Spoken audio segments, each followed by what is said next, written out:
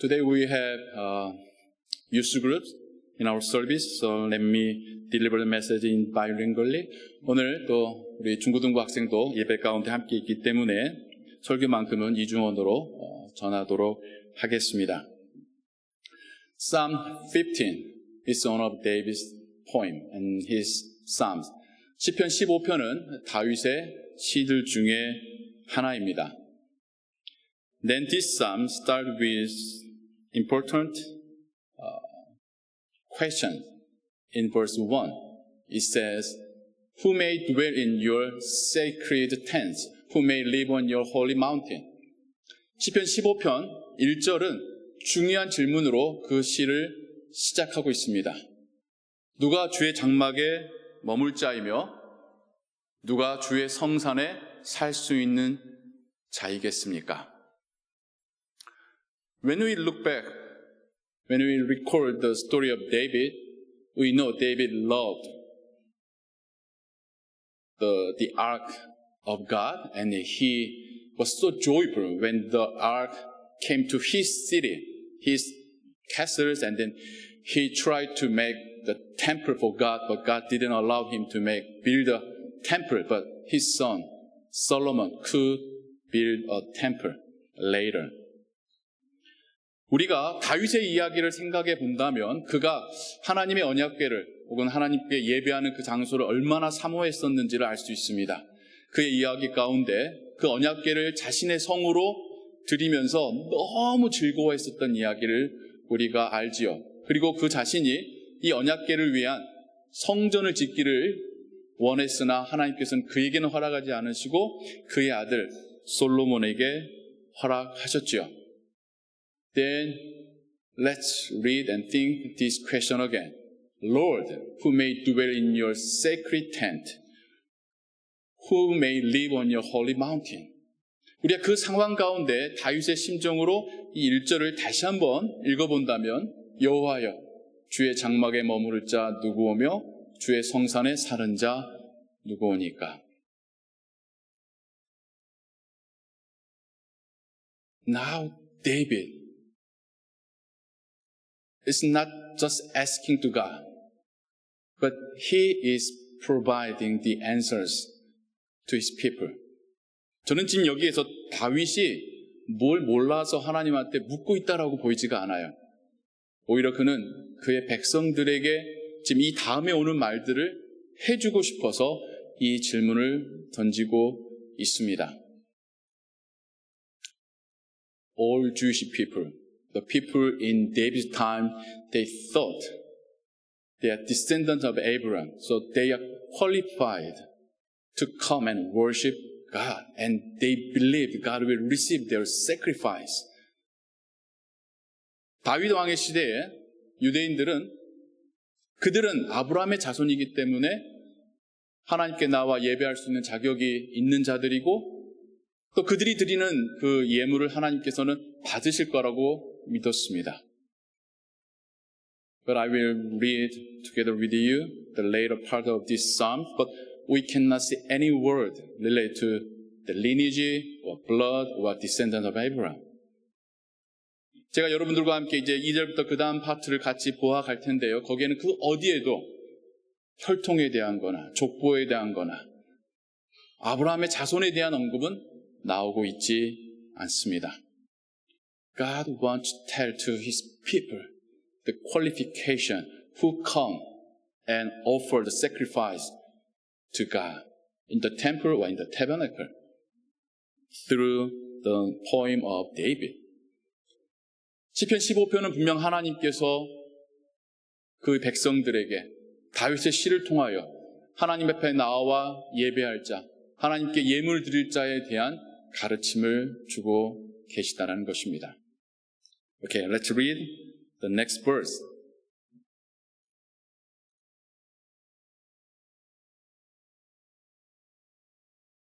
It says, The one who walks in blameless, who does what is righteous, who speaks the truth from their heart, 정직하게 행하며 공의를 실천하며 그의 마음에 진실을 말하며 Whose tongue utters no slanders, who does no wrong to a neighbor and casts no slur on no others. 그의 혀로 남을 허물하지 아니하고 그의 이웃에게 악을 행하지 아니하며 그의 이웃을 비방하지 아니하며 who despises the vile person but honors those who fear the Lord, who keeps an oath even when it hurts and does not change their mind. 그의 눈은 망령된 자를 멸시하고 여호와를 두려워하는 자를 존대하며 그의 마음에 서운한 것은 해로울지라도 변하지 아니하며 who lends money to the poor without interest, who does not accept the bribe against the innocent, whoever does these things will never be shaken. 이자를 받으려고 돈을 꾸어주지 아니하고 뇌물을 받고 무지한 자를 해하지 아니하는 자이니 이런 일을 행하는 자는 영원히 흔들리지 아니하리로다. Actually, in Psalm 15, there are 10 kinds of people who can come to the tabernacle or temple and offer the sacrifice and worship God.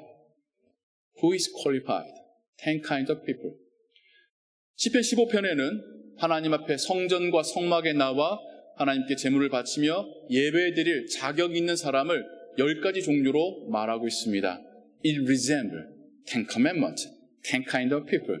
마치 10계명의 10개 계명처럼 10가지 종류의 사람들을 말하고 있죠. Some scholars divide into 6 themes. 어떤 학자들은 이 10종류의 사람을 6종류의 어떤 그룹으로, 주제적으로 나누기도 하더라고요. But I want to say there are 2 kinds of people.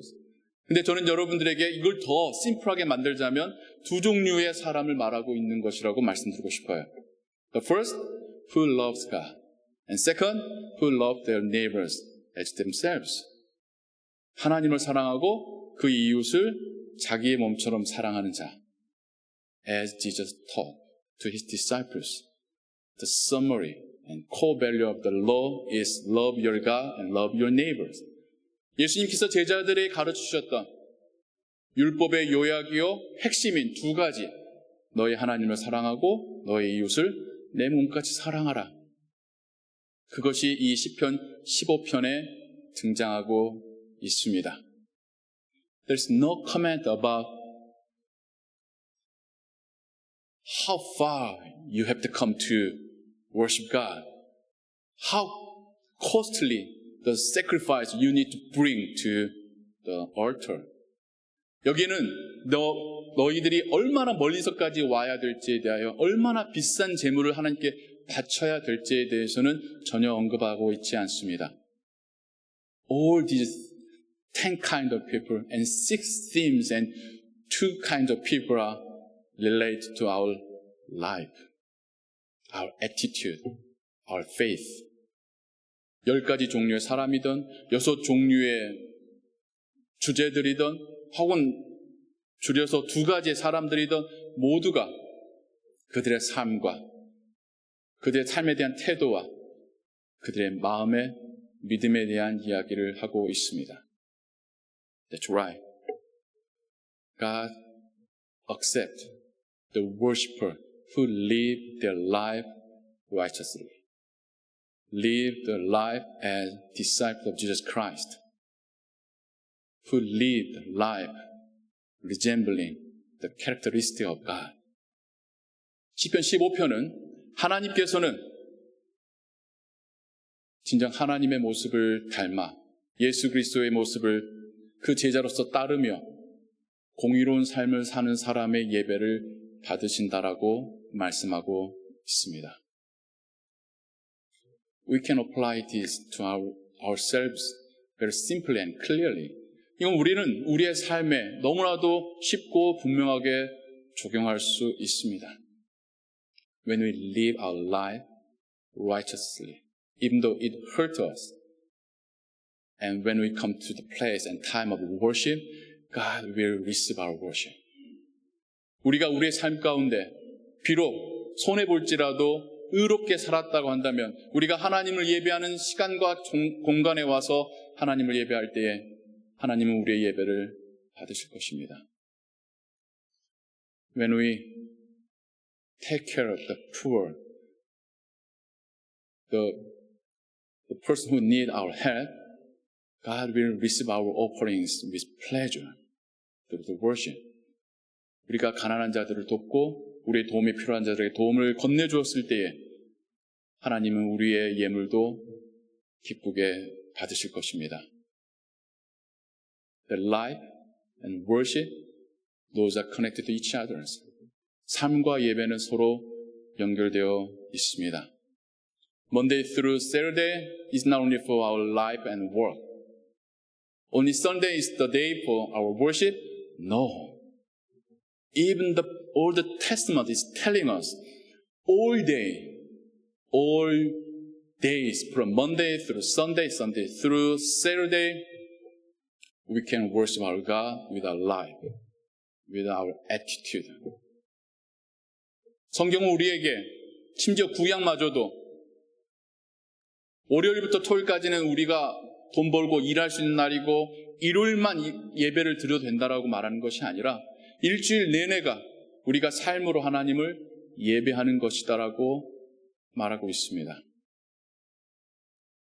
I think helping the poor, helping the someone who need help is more important than the memorizing the Bible verse. 저는요, 성경 한 구절 더 외우는 것보다 가난하고 돈 필요한 사람 돕는 것이 더 가치 있다고 생각을 합니다. I believe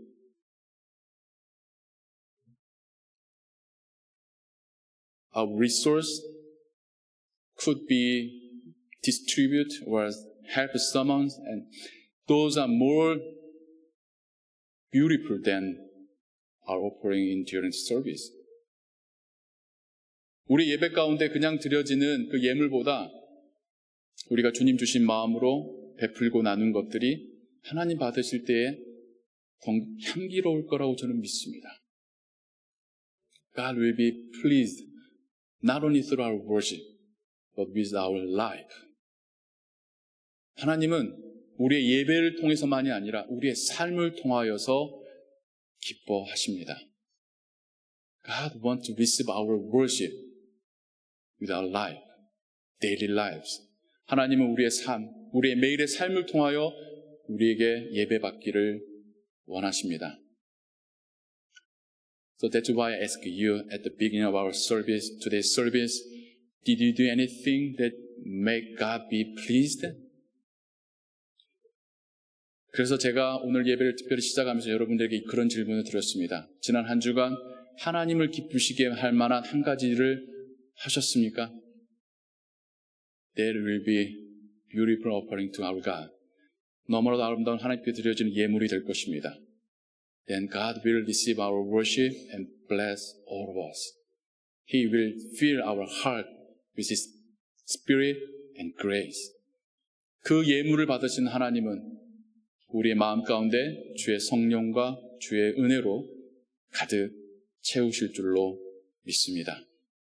Please remember, when the Holy Spirit tells you, obey this, serve others, then if you obey the word of the Holy Spirit, God will receive our life as the offerings and sacrifice, then He will pour out His grace upon us. 만약 성령께서 여러분의 일상의 삶 가운데 어떤 것에 대하여 순종하라는 그런 마음을 주실 때에 순종하시기 바랍니다.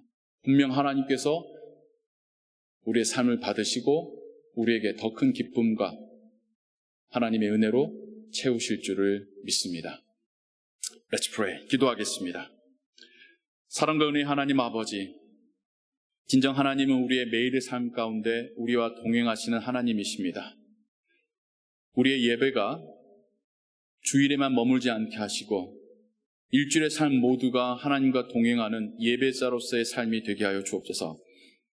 가난한 자들을 돌보고 불의한 자들을 멀리하고 입으로 진실을 말하고 불의한 이득을 원치 아니하고 약속한 것을 지키는 하나님을 닮고 하나님을 사랑하고 이웃을 사랑하는 자들이 되게 하여 주옵소서.